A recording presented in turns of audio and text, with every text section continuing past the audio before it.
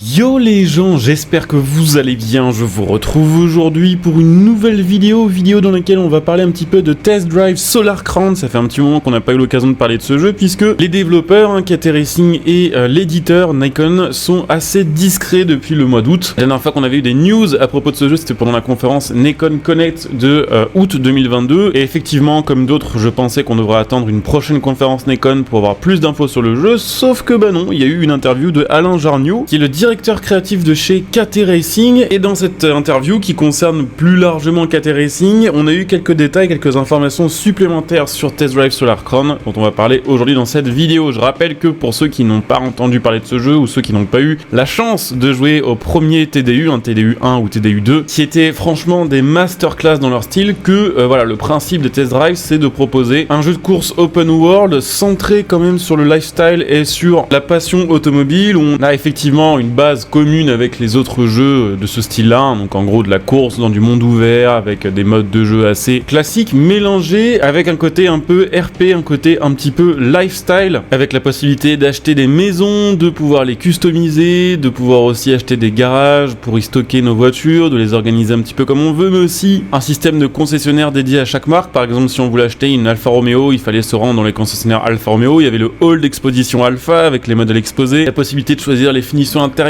les jantes et tout un tas d'autres fonctionnalités proposées. Et ce qu'il faut savoir, c'est que TDU 1, le premier, est sorti largement avant le premier Forza Horizon, puisque TDU 1 est sorti en 2006, le premier Horizon est sorti 6 ans plus tard, et qu'il y a pas mal de fonctionnalités qu'on avait sur TDU en 2006 qu'on n'a jamais retrouvé sur un Forza Horizon, y compris maintenant en 2022. Donc tout voilà, ce délire un petit peu lifestyle, course en monde ouvert, va être de retour dans l'année qui arrive sur Test Drive Solar Crown, et grâce à Alain Jarniot, on en apprend un peu plus sur le jeu. Alors effectivement, avant de rentrer dans le vif du sujet et de parler de cette interview et de ce qu'on peut y apprendre, je vous invite tout de même à bien vous abonner à ma chaîne YouTube et à bien laisser le petit like, ça soutient la chaîne. Et puis en vous abonnant, la prochaine fois qu'il y aura une news sur TDU, que j'en parlerai en vidéo, ou quand j'aurai accès au jeu et que je pourrai commencer à faire des gameplays et vous montrer des petites choses en vidéo, et bien si vous êtes abonné, vous recevrez une petite notification et vous serez dans les premiers avertis. Donc pensez à vous abonner et pensez aussi évidemment à venir me follow sur Twitter, puisque sur le Twitter de la chaîne, on a l'occasion quand même assez souvent de parler de petites news aussi, on a l'occasion de s'envoyer des liens. D'ailleurs, merci à Loïc qui m'a envoyé par message privé sur Twitter le lien de l'interview d'Alain Jarniot. Donc n'hésitez pas à faire comme Loïc, à venir rejoindre le Twitter de la chaîne via le lien qui sera en description et un top commentaire sous cette vidéo. Donc Alain Jarniot, qu'est-ce qu'il nous dit? Il nous dit en gros que ce prochain Test Drive Unlimited Solar Crown, même s'il partagera le style de jeu d'un Forza Horizon, donc jeu de course open world, toute l'ambiance, tout le déroulement du jeu et son gameplay sera radicalement différent. D'ailleurs justement lui-même a mentionné Forza Horizon, puisqu'il le dit lui-même qu'il joue à Forza Horizon, qu'il trouve que c'est un bon jeu et qu'il pense effectivement qu'au début, la licence Forza Horizon s'est inspirée de Test Drive Unlimited, ce qui est à mon avis probablement vrai et ce qui n'est pas grave, de toute façon on est forcément inspiré par quelque chose. Il trouve d'ailleurs que voilà, les développeurs ont fait du bon boulot avec Forza Horizon, mais qu'il n'y a pas de jeu actuellement qui propose la même ambiance et la même sensation de progression d'un Test Drive Unlimited. C'est vrai que par exemple sur Forza Horizon 5, on peut critiquer, et là clairement je pense que je l'ai dit aussi assez souvent, et je vous surprendrai pas en le répétant encore une fois, que je trouve que sur Forza Horizon 5, globalement la sensation de progression est assez mauvaise, puisqu'on commence en étant déjà le boss du festival, on débloque très rapidement les voitures les plus rapides du jeu, on a très rapidement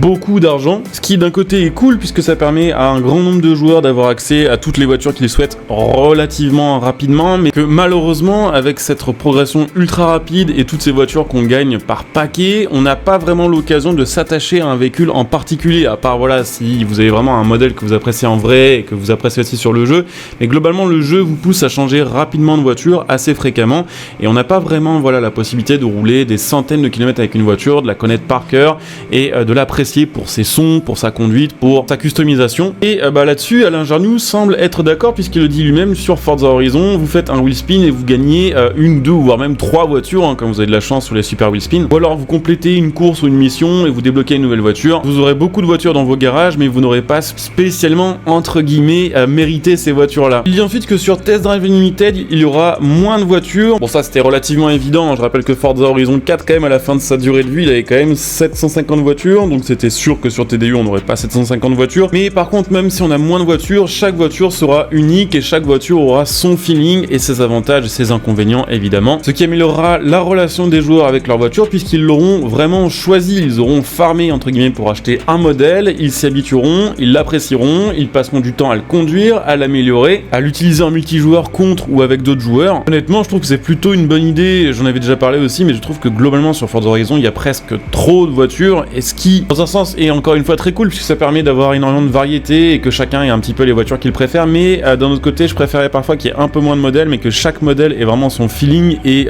ses sensations, et ses personnalisations, plutôt que d'en proposer, aller sur 600 voitures qu'il y a sur Forza Horizon 5, il y en a je pense pas loin de 500 qui n'ont pas vraiment d'amélioration esthétique par exemple. Donc là, de ce que Alain Jarniou a l'air de dire, ce sera voilà plus la qualité qui sera choisie plutôt que la quantité, ce qui est tout aussi bien, hein. C'est deux façons de faire les choses qui sont toutes les deux appréciables évidemment. Ensuite ça parle un petit peu de la physique du jeu, alors là c'est vrai que je pense que les développeurs sont un petit peu attendus au tournant entre guillemets, puisque TDU1 et TDU2 avaient des physiques très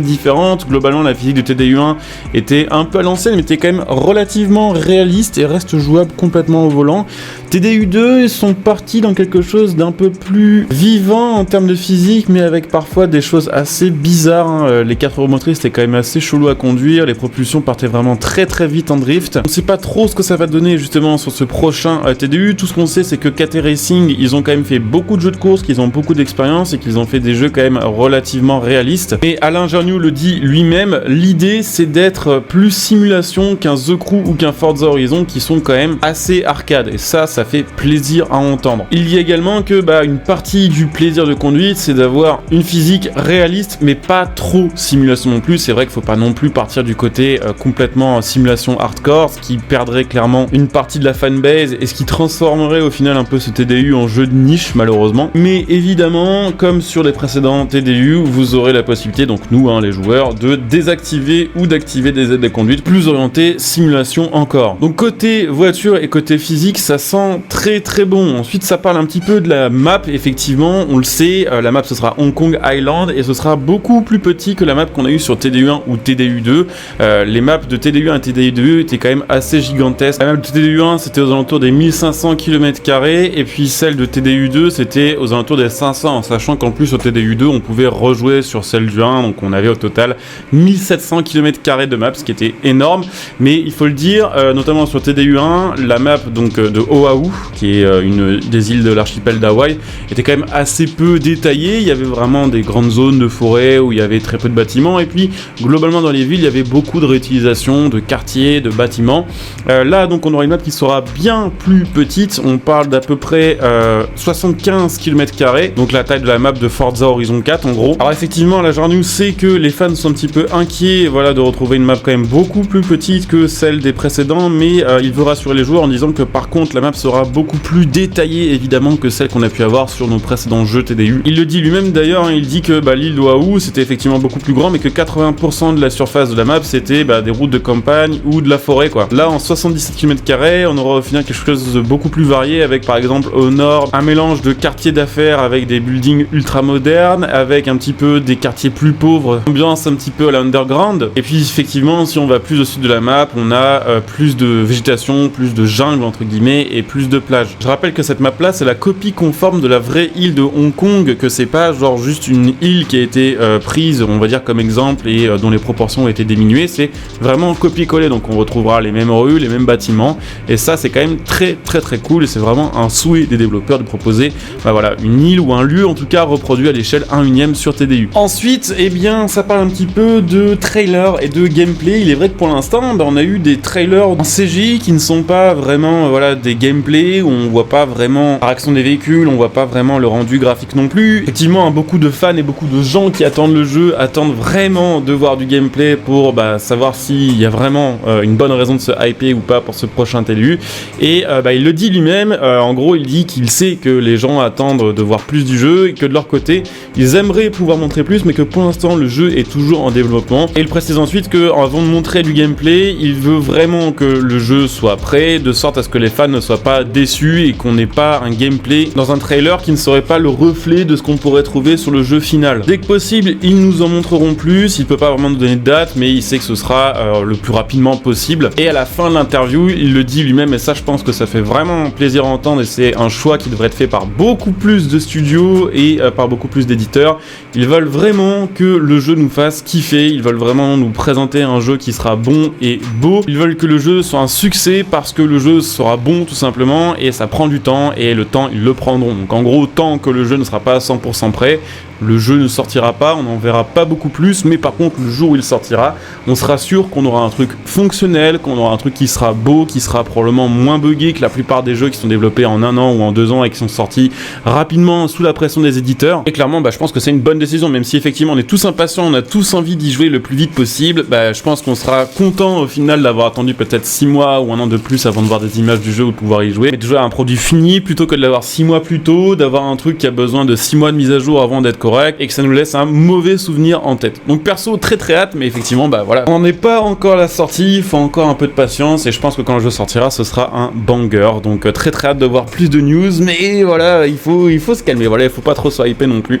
Donc voilà, petite news, voilà, ça fait plaisir, cette petite interview d'Alain Jarniou entre 2 conférences Nacon. J'espère que cette petite vidéo vous aura intéressé, qu'elle vous aura peut-être un petit peu re-hypé sur ce TDU. N'hésitez pas à me dire évidemment ce que vous en pensez en commentaire, n'hésitez pas à laisser un petit like, pensez bien sûr à venir me follow sur Twitch pour les prochains lives, puisque je fais souvent des lives sur la chaîne Twitch, vous la trouverez en description et en commentaire. N'hésitez pas à venir follow évidemment pour être notifié des prochains lives, n'hésitez pas si vous avez Amazon Prime à utiliser votre Twitch Prime sur ma chaîne Twitch, ce qui permettra de me soutenir gratuitement, vous en profitez de plein de petits bonus. Vous pouvez soutenir ma chaîne gratuitement en faisant vos achats après rediff via mes liens de soutien qui seront sous cette vidéo en description et en top commentaire. Vous pouvez utiliser mon lien Instant Gaming pour acheter vos jeux, vos cartes d'abonnement, vos DLC, mon lien Matériel.net pour acheter tout ce qui va être configuration PC, clavier, souris, manette, écran, enfin vous voyez les liens. Et puis pour ceux qui souhaitent me soutenir sur long terme, évidemment vous pouvez devenir des soutiens de la chaîne via le bouton rejoindre sous cette vidéo, qui vous fera aussi bien sûr profiter de plein de petits bonus. Donc je coupe ici, je vous dis à très bientôt, bonjour à tous, ciao.